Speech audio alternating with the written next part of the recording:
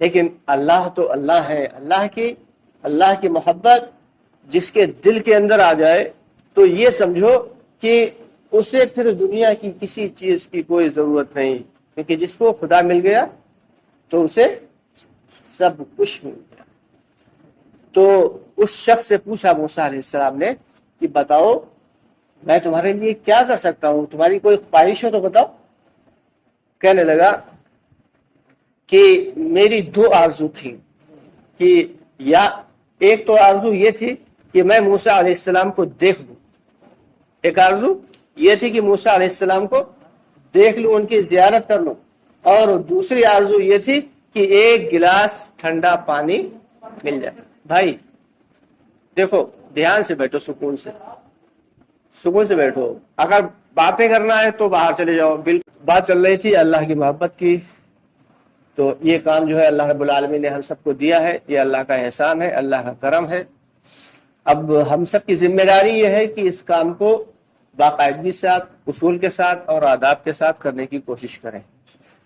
اصول اور آداب کیا ہے کہ ہم سب کے آقا نامدار محمد مصطفیٰ صلی اللہ علیہ وسلم کو اور جتنے بھی انبیاء کرام علیہ الصلوۃ والسلام آئے ہیں ان سب کو اللہ تعالیٰ نے اصول اور آداب سکھائے تھے۔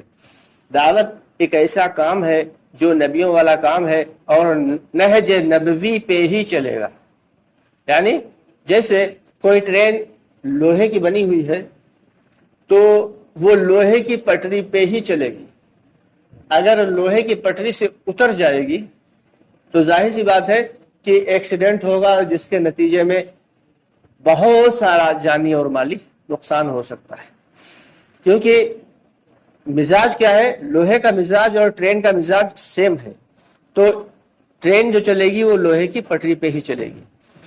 ہمیں یہ لگتا ہے کہ اگر ہم اس کام کو تھوڑا سا ایسے کر لیں گے تو یہ زیادہ آسان ہو جائے گا، یا اس کام کو تھوڑا سا ایسے کر لیں گے یہ اچھا ہو جائے گا، لیکن اگر وہ نہج نبوی کے خلاف ہے تو وہ سیم ایسا ہی ہوگا جیسے کہ کوئی جب ٹرین چلتی ہے تو دور سے لگتا ہے کیونکہ وہ ہلکا سا ٹرن ہو رہی ہے، بہت ہلکا سا رخ بدل رہی ہے، لیکن وہ تھوڑا سا رخ بدلتے بدلتے مشرق میں جانے والی ٹرین مغرب میں پہنچ جاتی ہے، یعنی پورب میں جانے والی ٹرین پچھم میں پہنچ جاتی ہے۔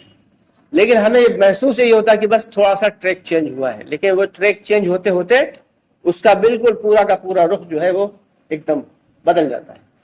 تو اگر ہم اس کام کو نہج نبوی پہ کریں گے تو اس سے فائدے ملیں گے، نہج نبوی کے خلاف کریں گے تو اس سے نقصانات آئیں گے۔ دوا وہی ہوتی ہے، دوا کھانے کا طریقہ اگر بدل دیا جائے تو کیا ہوگا؟ دوا جیسے ڈاکٹر نے بتائی ہے اسی اعتبار سے کھائی جائے۔ ڈاکٹر خوراک دیتا ہے تو اس میں پہلے ایک کیپسول ایسا دیتا ہے یہ کھانے سے پہلے کھا لینا، جنرلی طور پر لوگ دوا لاتے ہیں جانتے ہیں کہ یہ کھانے سے پہلے کھانا۔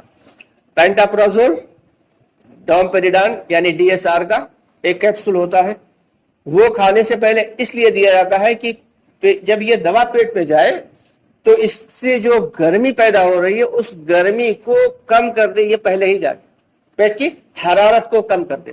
اس کے بعد پھر اینٹی بایوٹک اور بخار کی اور جو پورا فارمولا ہوتا ہے وہ دوا کھلائی جاتی ہے آدھے گھنٹے بعد، کہ یہ کھانے کے بعد کھانا۔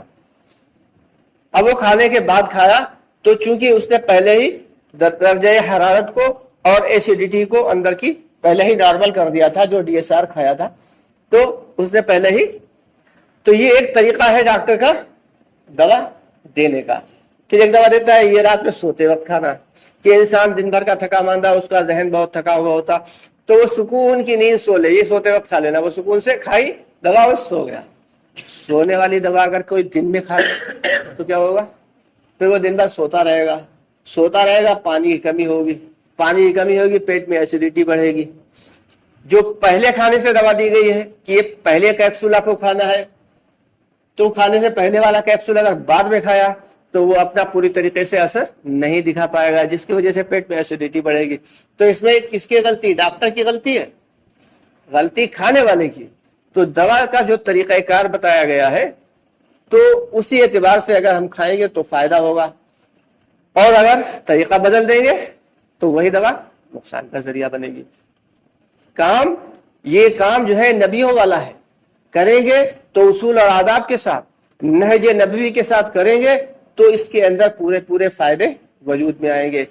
کہتے ہیں کہ جب کام اصول اور آداب کے ساتھ ہوتا ہے تو اللہ تعالیٰ اس کام میں اجر بھی دیتے ہیں اور اس کام کا اثر بھی پیدا کرتے ہیں۔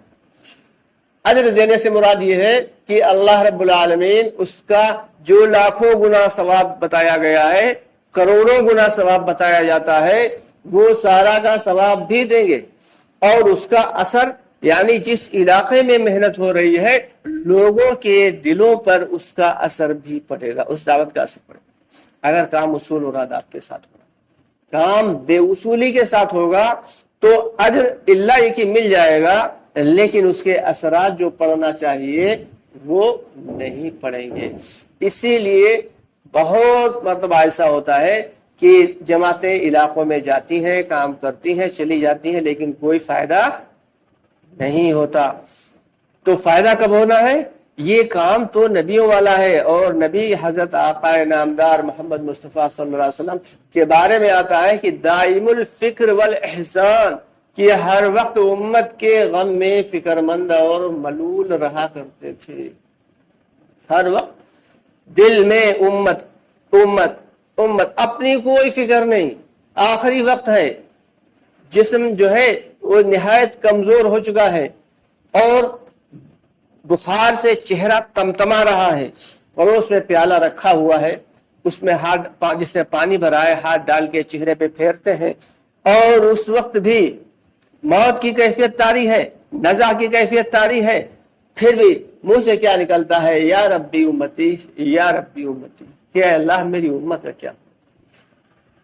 تو دل کے اندر اگر امت کی فکر اور امت کا غم نہیں ہے تو ہم کام تو کر رہے ہوں گے لیکن کام سے فائدے نہیں مل رہے ہوں گے، اس کے اثرات نہ تو ہم پہ پڑیں گے، نہ ہمارے گھر والوں پہ پڑیں گے، اور نہ بستی والوں پہ پڑیں گے۔ اسی لیے کہا جاتا ہے کہ اصول اور آداب سے کام کریں گے تو مشرق میں اگر کام ہو رہا ہوگا تو اس کے اثرات مغرب میں پڑیں گے، اور اگر مغرب میں محنتیں ہو رہی ہوں گی تو اس کے اثرات مشرق میں پڑیں گے۔ یہ دعوت کی محنت کا خاصہ ہے کہ ہر کام اصول اور آداب کے ساتھ کرنا ہے۔ اللہ نے جو عبادت دی ہے اس میں بھی اصول اور آداب ہے، اور یہ جو دعوت دی ہے اس میں بھی اصول اور آداب ہے۔ نماز میں ہم کھڑے ہوتے ہیں، الحمد شریف کے بعد کوئی شخص اگر 3 آیت سے کم پڑھے یا ایک بڑی آیت سے کم پڑھے تو نماز نہیں ہوگی، یا تو 3 چھوٹی آیت قرات میں پڑھے یا ایک بڑی آیت، اگر اس سے بھی کم پڑھا تو نماز نہیں ہوگی۔ اسی طریقے سے جب ہم سلام پھیرتے ہیں تو سلام میں کیا ہوتا ہے؟ السلام علیکم ورحمۃ اللہ۔ کوئی شخص یہ کہے کہ چلو ہم السلام علیکم ورحمۃ اللہ میں تو صرف 20 نیکی کا وعدہ ہے، اور اگر ہم وبرکاتہ آگے بڑھا دیں تو 30 نیکی ہو جائے گی، تو یہ سنت کے خلاف ہوگا، نماز صحیح نہیں ہو۔ کوئی شخص سوچے کہ عصر میں 4 ہی رکعتیں فرض ہیں، چلو وقت ہے 2 رکعت ہم اور بڑھا دیتے ہیں، 6 رکعت پڑھ لیں، تو وہ 6 رکعت اگر پڑھ لے گا تو اس کی نماز نہیں ہوگی۔ تھوڑا جلدی میں ہے 2 ہی رکعت پڑھ لیں تب بھی نماز نہیں ہوگی۔ ہاں اگر مسافر ہے تو ایک الگ بات ہے، پھر تو آدھی نماز ہو ہی جاتی۔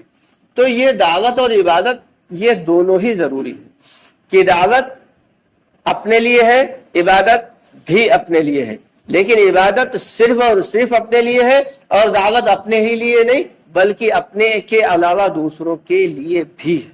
دعوت کی خاصیت ہے، تو اس لیے ہم سب کو باقاعدگی سے اس بات کی فکر کرنا ہے کہ ہم دعوت اور عبادت کے جوڑ کو بنا کے رکھیں، اور دعوت کے جو کام ہیں، جو اصول اور آداب ہیں، ان کو سیکھیں۔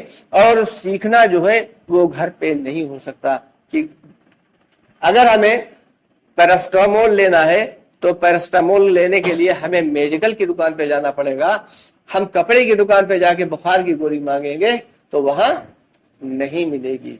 تو اسی طریقے سے کوئی شخص یہ سوچے کہ ہم گھر میں بیٹھ کے دعوت کو سیکھ لیں یا مسجد میں بیٹھ کے دعوت کو سیکھ لیں تو یہ نہیں ہو پائے گا۔ دعوت کے لیے ایمان کا ہونا شرط ہے، اور ایمان کے لیے دعوت کا ہونا شرط ہے۔ कैसे भाई, ये बात तो अजीब और गरीब आ गई।